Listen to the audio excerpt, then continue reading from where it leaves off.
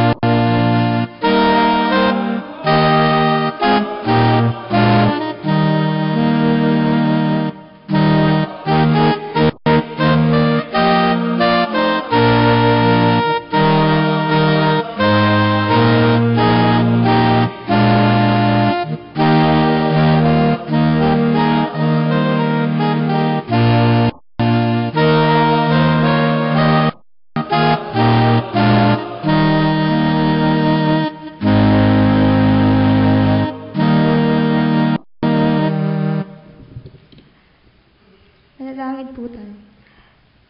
Narito po kami muli, Panginoon, sa bahay-sambahan na nagkakatipon upang purihin ka at pasalamatan sa mga biyayang patuloy mong pinadarama sa amin. Sinasamba ka po namin sa Espiritu at katotohanan. Gabayan mo po ang magdadala ng mensahe mo. Ang banal na Espiritu ang siyang manguna sa aming pagsamba sa inyo. Patawarin mo po kami sa aming mga kasalanan. Sa pangalan ni Jesus. Amen.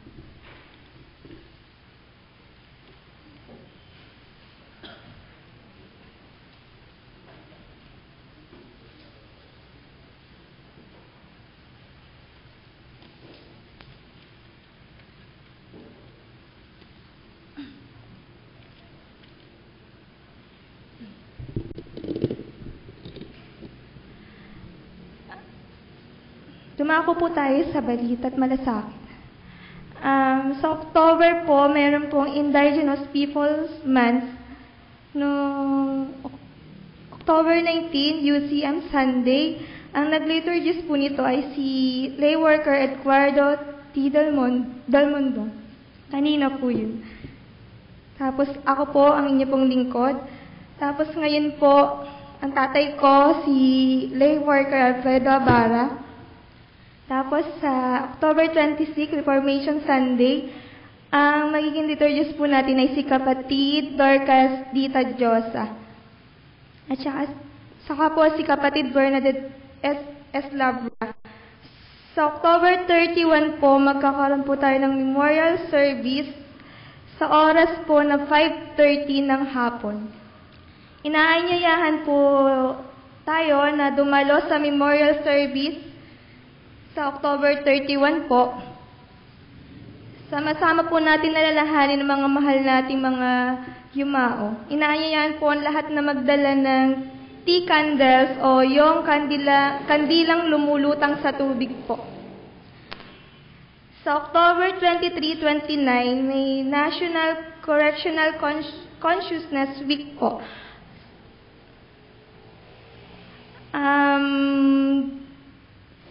Sa prison ministry po, dito po yung schedule. Quezon District Jail, first and third Thursday po yun, 8:30 ng umaga po. Tapos sa Lucena City Jail, second and fourth Friday, 1:30 po siya ng hapon. Tapos ang Talipan District Jail po, first and third Friday, 3:30 po siya ng hapon. Pinabati po natin yung mga nagdidiwang ng kaarawan ngayong October. October 26 po si A.V. Sheena Pastrana. Tsaka po 24 si James Solomon Gobe. 23 si Ellie Ryan Quezon, Edralyn Tolentino. Sa 22 po Ramon Valmeo. 21 Sigfred Kalayag. Sa October 20 po, si Jerson Abara, si Rice Aaron Pastrana, 19 po, Loisa Cagente Salonga, Blessy Javier, at nung 16 po, nagdiwang din po yung kapatid ko na si Sam Alfred Abara po.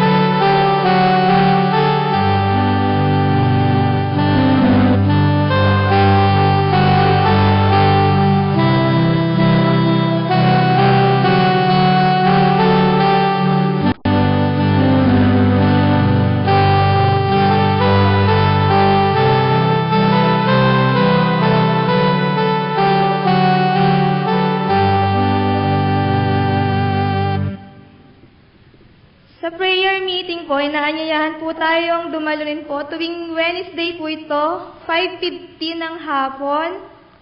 Sa October 22 po, ang ating pong magiging speaker ay si Elder Evelyn Y. Barameda. At ang liturgist po natin ay si Elder Adoracion M. Daliosa po.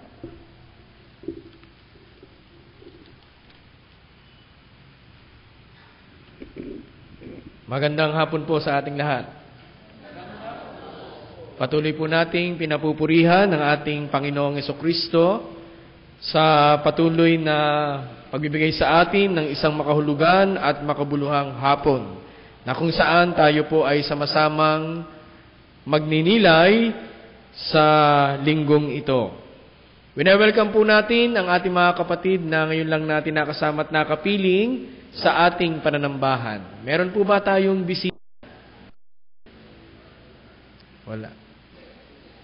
Pwede pong tumayo. Welcome po sa UCCP Magil Memorial Church.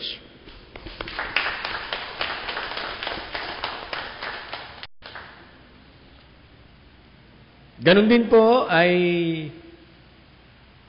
hindi yata tayo naka-live. Naka-live tayo? Welcome natin ang mga patuloy na nanonood at nakikinig sa pamamagitan ng ating Ustream Live. So, welcome po sa bawat isa. Dagdag pong balita, sa October 22 po, pagkatapos po ng ating prayer meeting, ay meron pong pagpupulong ang Board of Christian Educators pagkatapos po ng prayer meeting. So, lahat po ay atin pong inaanyayahan, lalo tigit ang kaanib po ng BOSE. Kung wala na po tayong balita, nais ko po munang patayuin ang ating mga kalalakihan sa hapong ito.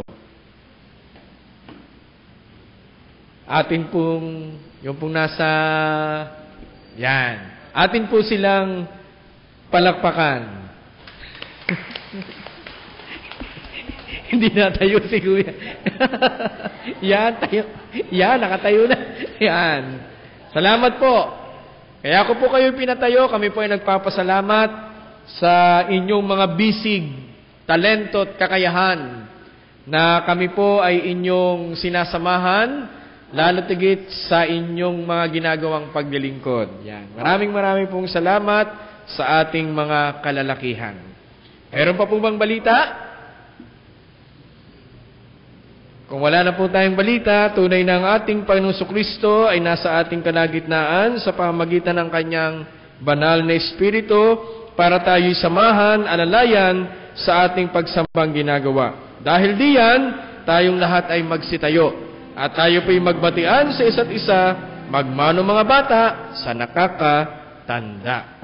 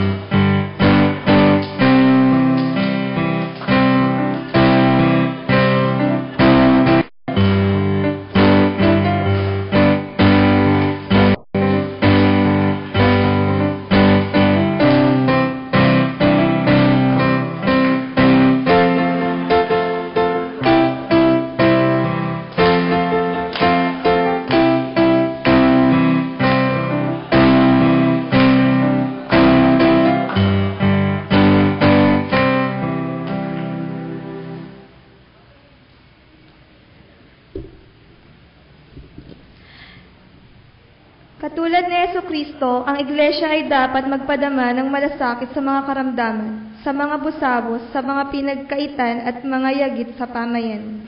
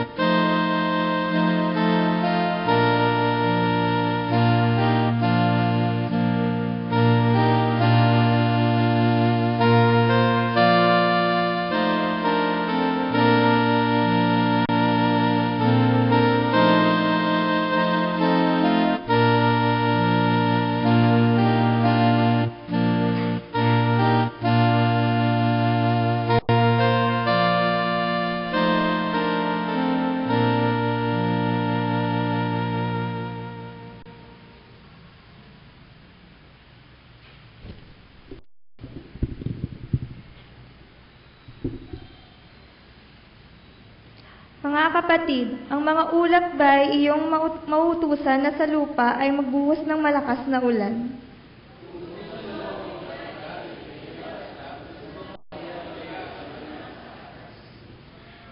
Sino ang nakapag-uutos sa mga Panginorin at nakakapagsabi sa ulap na dapat nilang gawin?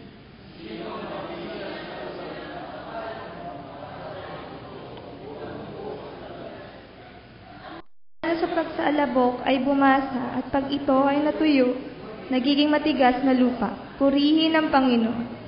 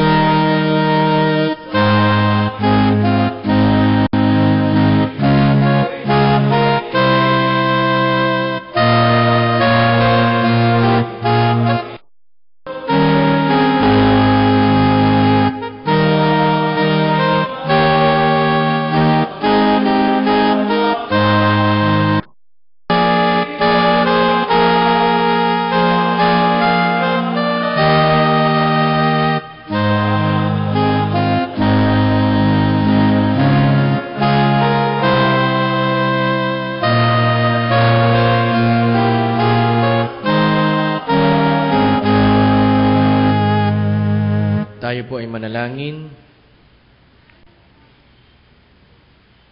Makapangyarihan naming Panginoon, hindi nga po kumpleto ang aming buong araw kung hindi kami makadadako sa iyong bahay, dalanginan. Kaya naman, dakilang Diyos, lahat kami, ginawa namin ang paraan na kami ay makadako sa iyong bahay, dalanginan, para po magpasalamat sa loob ng sanglinggang nagdaan. Kaninang umaga, o aming Panginoon, tunay na ipinakita mo sa amin na ang mga kalalakihan ang siya pa rin nangunguna sa iglesia. Ngayon, dakilang Diyos, patuloy mo itong ipinakikita sa amin. Pero sabi mo nga kanina, kapartner ng mga kababaihan ang mga kalalakihan. Basta sa Panginoon, kami ay magkabalikat, hawak kamay, na maglilingkod. O Diyos na makapangyarihan sa lahat, Ikaw nga po ang aming Panginoon noon, ngayon at magpakailanman. Ikaw ang aming manlilikha, manunubos at tagapagtaguyod. Salamat o aming Panginoon sapagkat nadarama namin sa aming kalagitnaan ang iyong banal na presensya. Salamat po sa konsilyo nito, ang iyong iglesia sa dakong ito, dahil nakapagpulong kami na naaayon sa iyong kalooban kani-kanina lamang. Salamat din o aming Panginoon sa kaaniban na kung saan ay sama-sama naming pinabalikat ang mga gawain at paglilingkod ng aming simbahan. Salamat din o aming Panginoon sapagkat kapiling namin, kasama namin, katabi namin o aming Panginoon ang aming mga mahal sa buhay. Kasama sa simbahan, sama-sama kaming aawit, magninilay, mananalangin para sa iyo.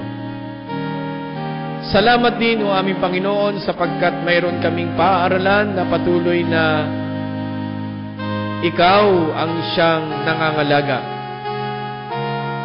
Sa pamamagitan ng aming mga guro, natututo ang aming mga maliliit na mga bata at kabataan na nag-aaral dito sa iyong paaralan, o aming Panginoon. Salamat din, o aming Panginoon, sapagkat patuloy na pinangungunahan kami ng iyong mga lingkod sa aming mga gawain.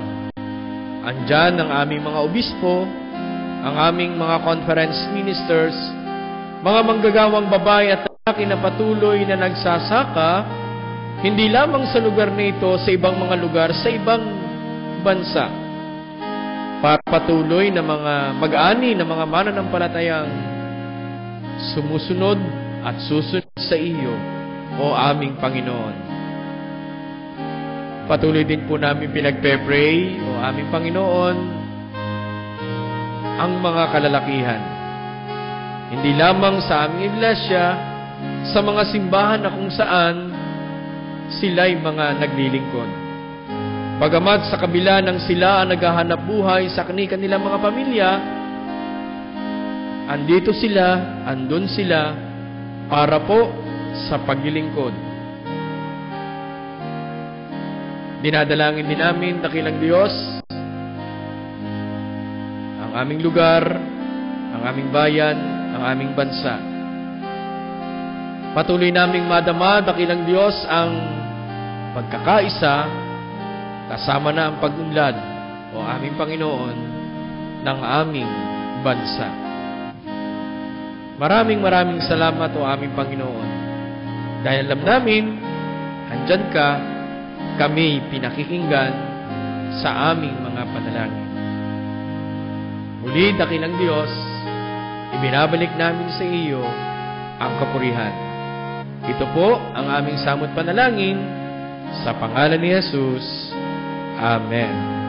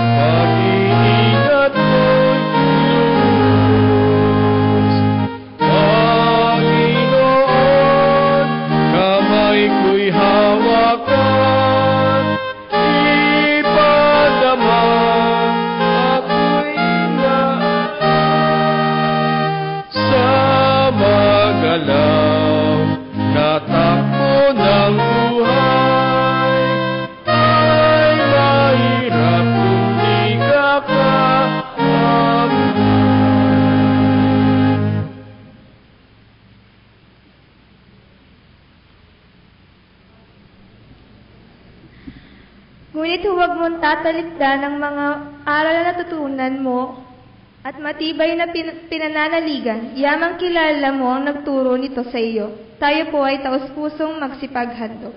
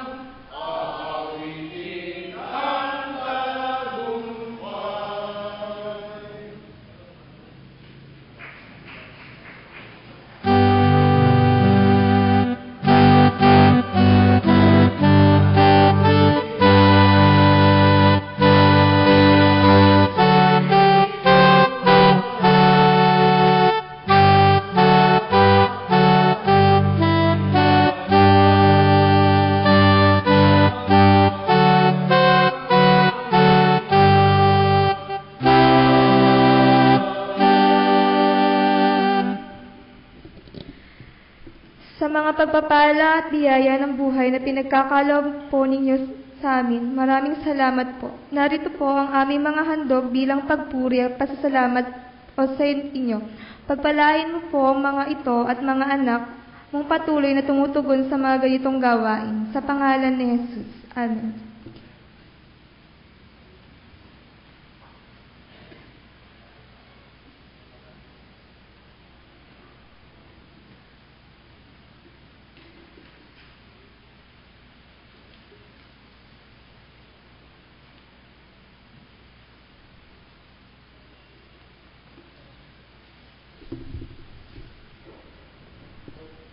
Buksan po natin ang ating Biblia sa Job 38, verse 1 to 7.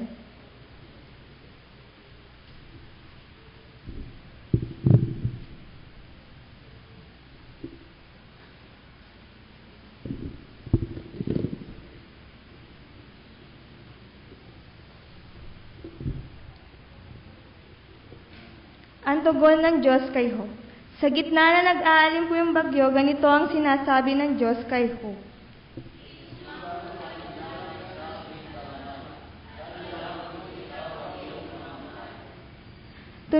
Tumindig ka riyan at magpakalalaki, tanong ko'y sagutin, ikaw ay magsabi.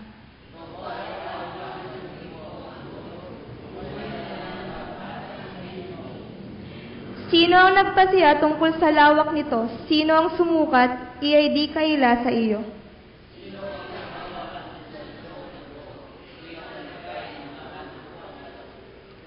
Noon ay umawit ang mga tala sa umaga, at ang mga anghel ay nagdiwang at nagsaya.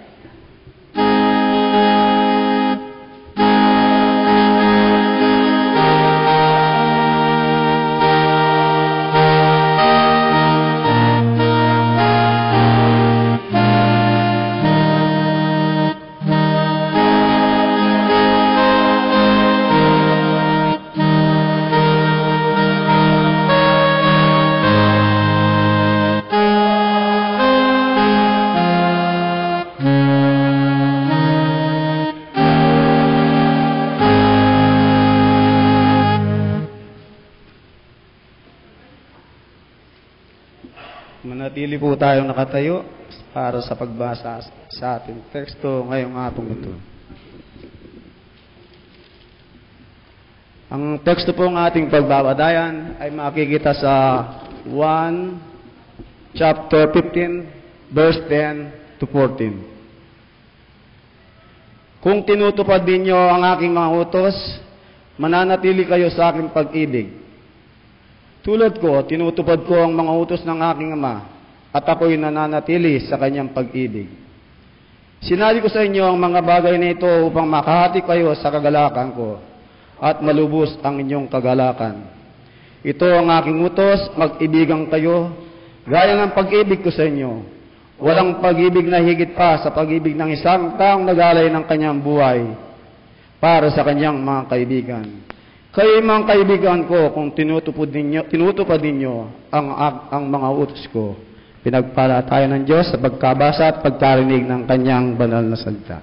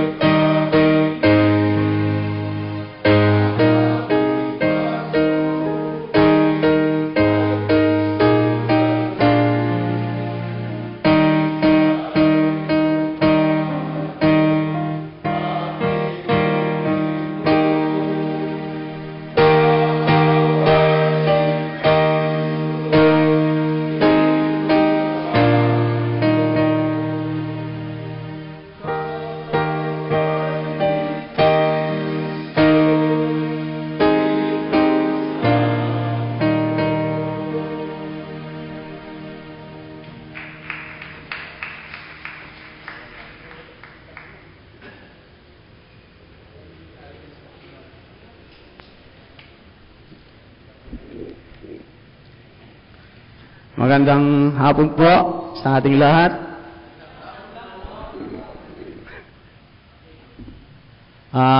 Minsan pa, naalala ko po noong 2009, ako'y ginawa ring speaker ni Reverend Bishop kasi now ay Bishop. Pero emeritus na po siya, Bishop Emeritus. Noong panahon yon, 2009, 5 years na, walang nakakaraan. Muli, sinabi ko noon, sabi ko, bakit ako kakabahan? Samantalang ako'y narito ang mga kalalakihan, nasa aking kaliwa, at sa aking kanan ay si Pastor, at sa aking lukuran ay ang Panginoon. Kaya, muli kong sasabihin ito, na natutuwa ako at nasasaya ako, at nawawala ang kabang ko at gawa ng narito nga sa aking kaliwa, ang mga kalalakihan, at sa kanan ay si Pastor, at sa aking likuran ay ang ating Panginoon.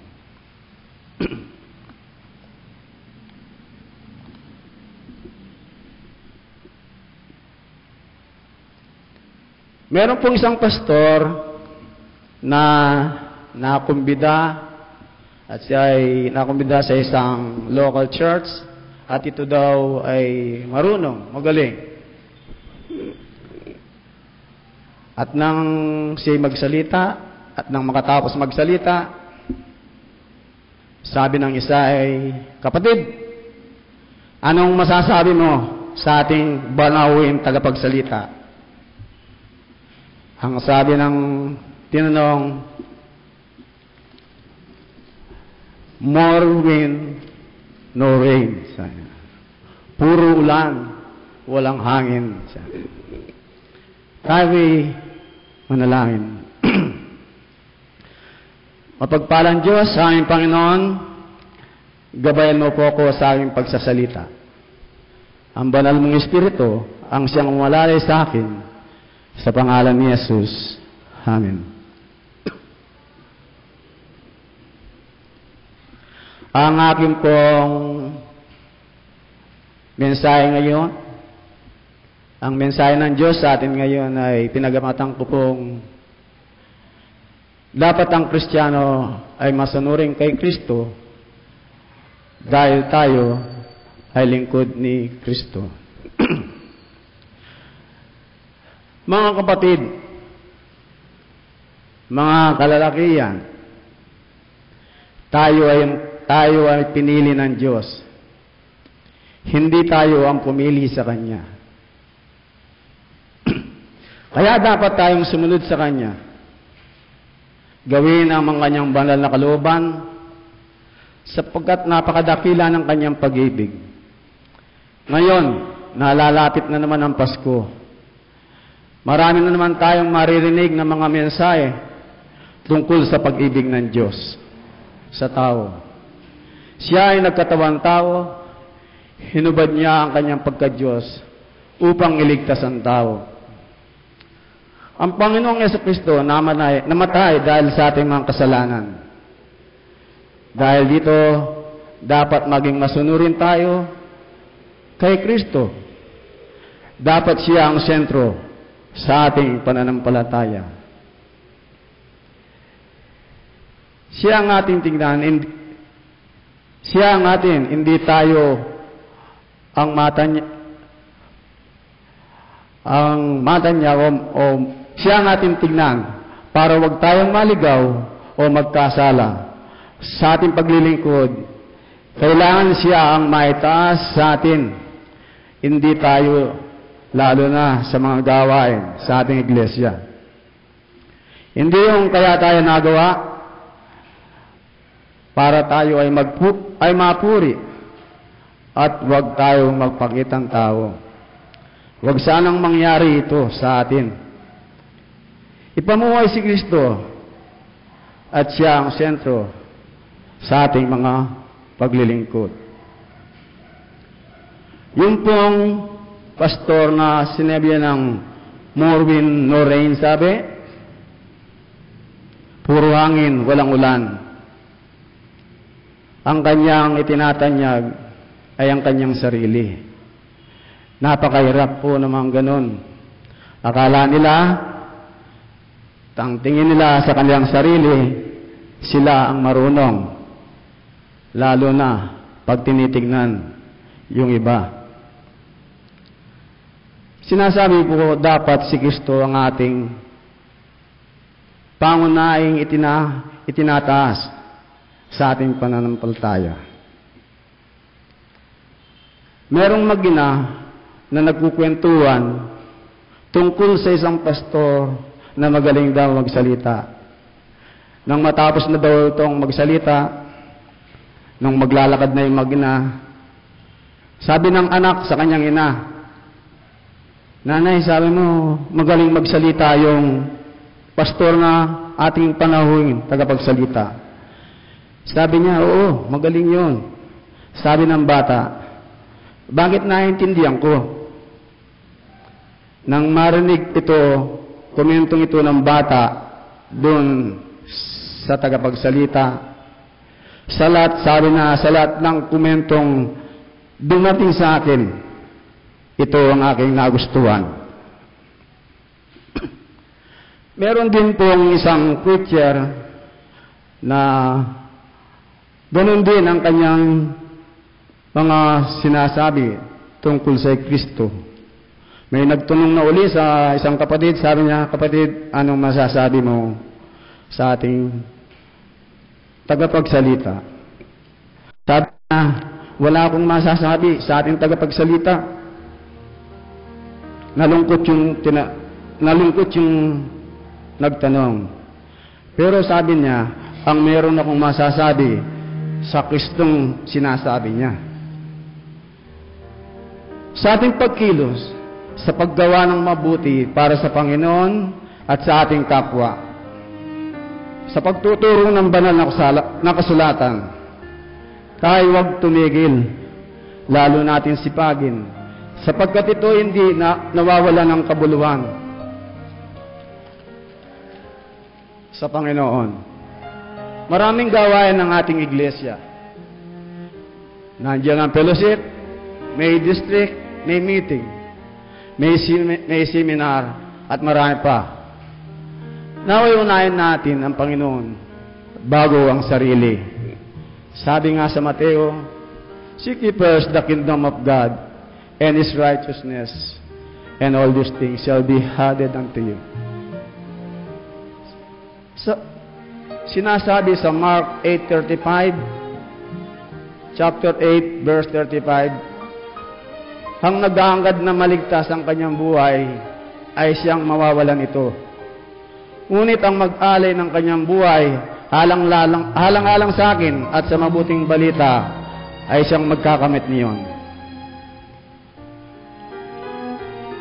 Kapag tayo ay tinatawag upang tumugong tayo, hindi yung kapag ayaw, maraming dahilan.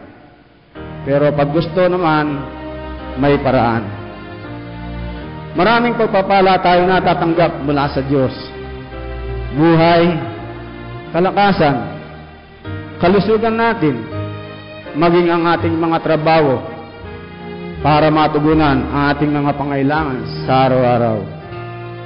Pero pag minsan, ito pa ang nagiging hadlang. Ito ang nagiging dahilan. At ito ang ginagawang halibay. Kapag mayroong gawain at may pupuntahan, fellowship, ang kapatiran. Pag minsan, dito po sa atin, pag walang gawain, narito lagi, o sa mga iba pang mga iglesia, lagi nandyan. Pero pag meron ng pagpapalang dumating sa kanya, nalilimutan na ang Panginoon. Kumbaga, ginagawang stepping stone. Sinabi ko po kanina, ang paggawa ng mabuti para sa Panginoon at sa ating kapwa hindi po ito nawawalan ng kabuluhan. Sa Sunday School, lalo pa natin pasiglayin, patuloy natin akitin ang ating mga kapatid. Sa mga bata, ganun din, upang maturan sila ng salita ng Diyos. Merong isang tao na public enemy number 1 sa maliit na bayan ng Amerika. Siya ay nagtangkang tumakas. At nang siya makatakas, hinabol siya ng mga pulis. Sa paghabol sa kanyang pagtakbo, naligaw niya ang mga pulis. At nang siya ay mapadaan sa isang sementeryo, siya ay umupo at namahinga. Sa kanyang pagpapahinga, nabasa niya ang lapida na kanyang inuupuan. At nabasa niya yung diakonisang nagtuturo sa kanya nung bata pa. Naalala niya yung panahon yung nung siya'y bata pa. Pag siya'y medyo malikot, pinipisil ng diakonisa ang kanyang balikat.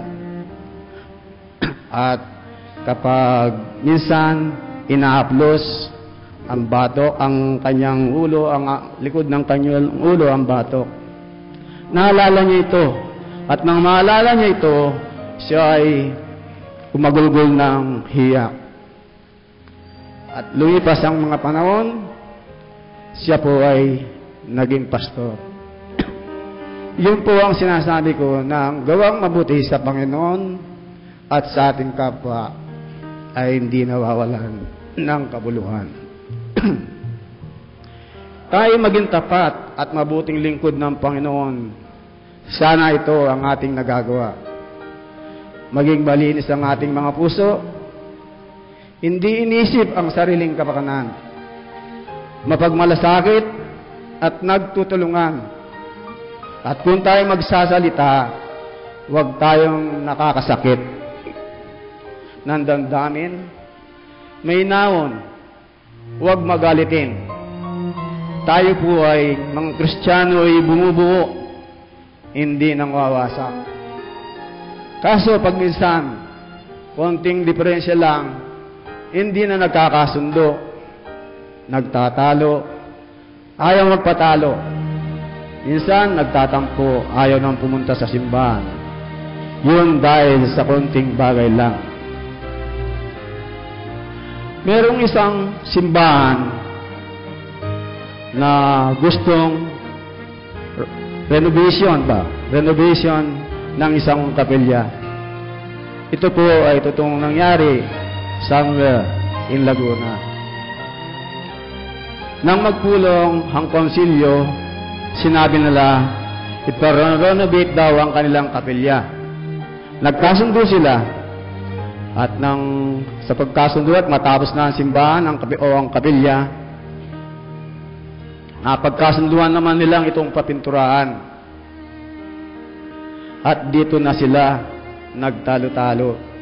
Kasi, ang sabi ng iba, kulay puti daw ang ipipintura sa kapilya. Ang sabi naman ng iba, dapat daw ay kulay dilaw. Pumilit ang nakaputi, sabi niya, ang puti, sabi niya, ay sumisimbolo sa kalinisan. Sabi ng mga dilaw ay, pangkaraniwan na yung puti. Dapat dilaw naman. At dito ay hindi sila nagkasundo. Alam po ninyo, nung una, ang dilaw, at kahit anong ganito po kulay ang pagkadilaw o ganyan, sa mga matatanda ay dilaw yan. Wala pong katulad ngayon mga kulay, may beads, may rosiena na pinagtitimpla. Yung pong kulay na yon, ang kanilang pinagtatulunan, ang pagpapintura, ay umabot sa ganitong pagbabangayan. Sabi ng isang function, sabi niya, kapag hindi nangyari ang amin, sabi niya, hindi na ako magpe-pledge sa ating kapilya. Sumagot yung isa, sabi niya, ang ibang faction sumagot, sabi niya, pag hindi ang nangyari ang amin, hindi na rin ako maghihikapo sa ating kapilya. At nang sila hindi na magkasundo, sumabat ang isang matanda na kanilang pinaniniwalaan. Mga kapatid, sabi niya, mabuti pa, pinturan natin ang ating kapilya ay kulay itim. Sapagkat ang iglesia dito, sa lugar na ito, ay unti-unti nang namamatay. Sa ating paglilingkod, marami po tayong kinakaharap na pagsubok at amon sa buhay. Minsan nga, halos madaig tayo. Kapag dumating na ang mga ganitong sitwasyon, mga kapatid, kapag nanghihina na tayo sa ating pananampalataya, tayo lumapit sa Kanya sa pamamagitan ng panalangin. Naging paborito ko nga po dito yung Pilipos 4:6. Chapter 4, verse 6. Ang sabi doon, huwag kayong mabalisa. Salip, tingin ninyo sa pamamagitan ng panalangin na may pasasalamat. Kapag nanghihina po tayo ng pananampalataya, naalala ko po sa mensahe ni Reverend Ronnie Saliendra noong panahong siya narito tungkol sa agila. Ang isang karakteristik niya, pag siya'y nanlulupay-pay na sa kanyang paglipad, siya ay lilipad ng mataas, nakatingin sa araw. At pag yun ay yung sagad na, ang kanyang pagtaas niya sa araw na nakatingin siya, bigla siyang bulusok na pababa. At pag balusok niya, dadalo siya sa dagat at pag-awon niya, malakas na uli. Opo, pag tayo nanghihina, sa Panginoon lang tayo lumapit. Sa Panginoon tayo tumingin. Ang pagtitiwala at pananalig sa Diyos, ito ang lalo pa natin patatagin. Nang ang mga lagad, kahit anong gawin ang paghulog ng lambat, magdamag walang mauli. Pero nang sabihin ni Jesus, punta kayo sa malalim, at doon iulog ang lambat. Anong nangyari mga kapatid? Sa dami ng isdang nakuha nila, halos mapunit ang lambat. Anong ibig sabihin ni Jesus? Palalimin natin ang ating pananampalataya. Ito po'y makikita sa Lucas chapter 5 verse 3 hanggang 6. Mga kapatid, maging mapagpasalamat tayo. Ipakita natin na mahal natin ang Panginoon. Paduluyan natin ang kanyang mga pagpapala sa ating mga kamay para sa ating iglesia at sa ating kapwa. Sabi ng dating Pangulong Joseph Estrada, huwag ninyo akong subukan. Pero ang sabi ng Panginoon, subukan ninyo ako. Gawin ito kung hindi ko bubuksan ang mga durungan ng langit at ibuhos sa inyo ang masaganang pagpapala. Makikita po ito sa matandang tipan sa Malakias 3:10.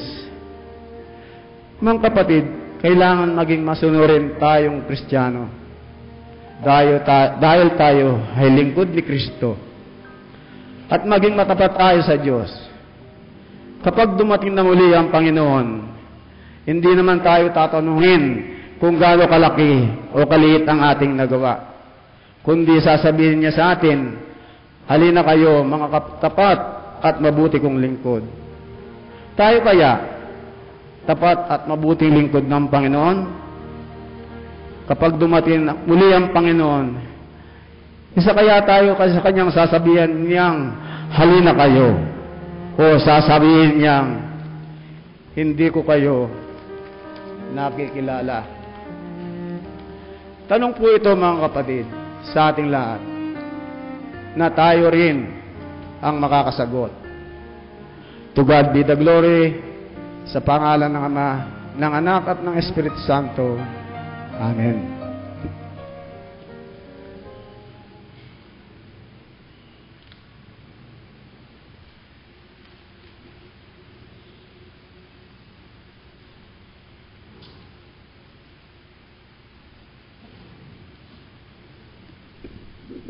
Tayo pong lahat ay magsitayo at sabay-sabay po nating sambitin ang kapahayagan ng ating pananampalataya. Sumasampalataya kami sa Diyos na makapangyarihan sa lahat, lumalang ng langit at lupa, at sa Diyos na patuloy na nakikiisa sa ating kasaysayan at buhay.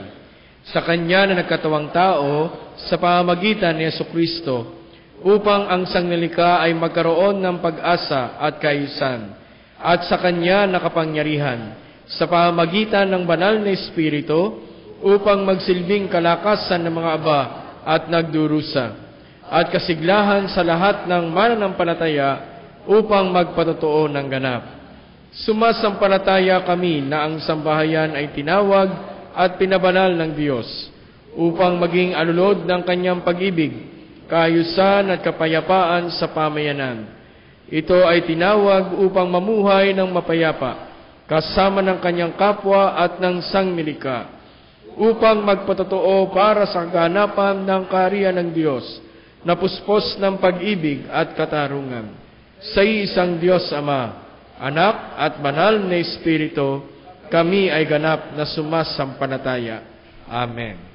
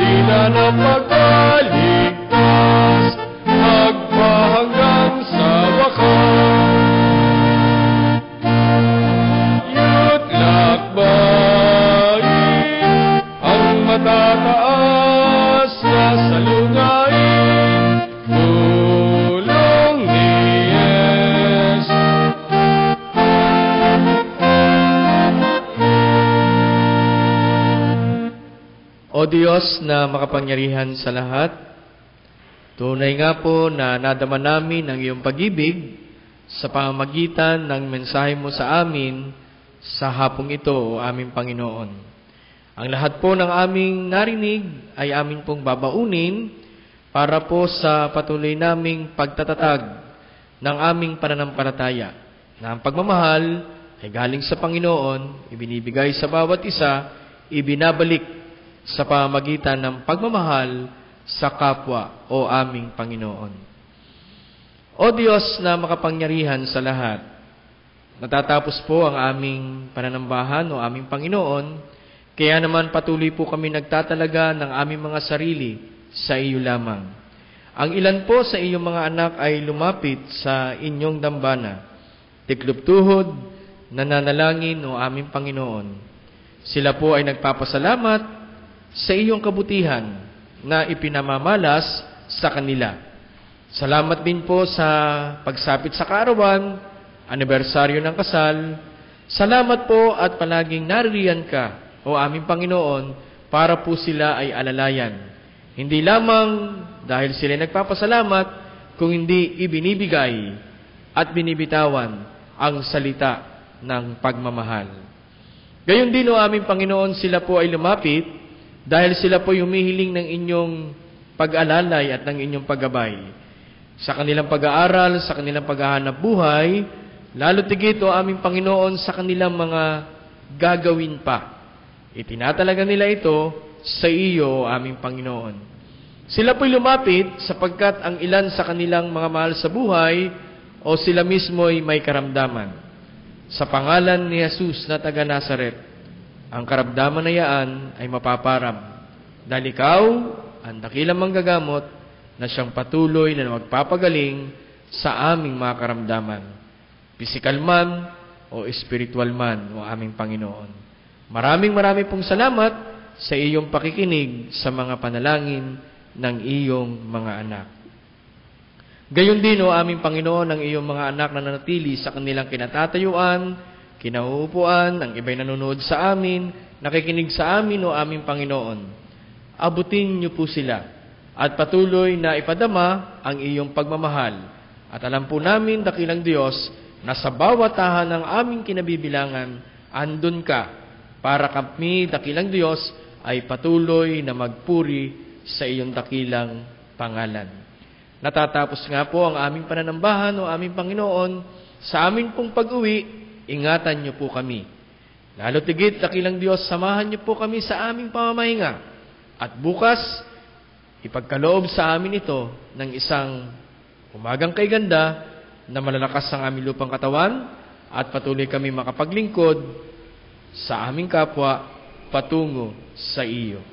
Sa amin pong pansamantalang pag-iwahiwalay, o aming Panginoon, mula po sa isang makahulugan at makabuluhang pananambahan, tanggapin po ng bawat isa sa amin ang iyong mayamang pagpapala, biyaya, pag-ibig, bendisyon, na sasambitin ng inyong abang lingkod, unang-una na sa inyong mga anak, na tiklop-tuhod, nananalangin, o aming Panginoon. Pagpalain kayo ng Panginoon at ingatan kayo, paliwanagin ng Panginoon ang kanyang mukha sa inyo at mahabag sa inyo, ilingap ng Panginoon ang kanyang mukha sa inyo, dahil kayo'y tunay na kanyang mga anak at nagtapat, na may pagpapasalamat sa Kanya, patuloy niyang tutugunin ang inyong mga panalangin. At ngayon, sa bawat isa sa atin, sumaating lahat ang pagpapala ng iisang Diyos, ang Diyos Ama, ang Diyos Anak, at Diyos Espiritu Santo. Amen.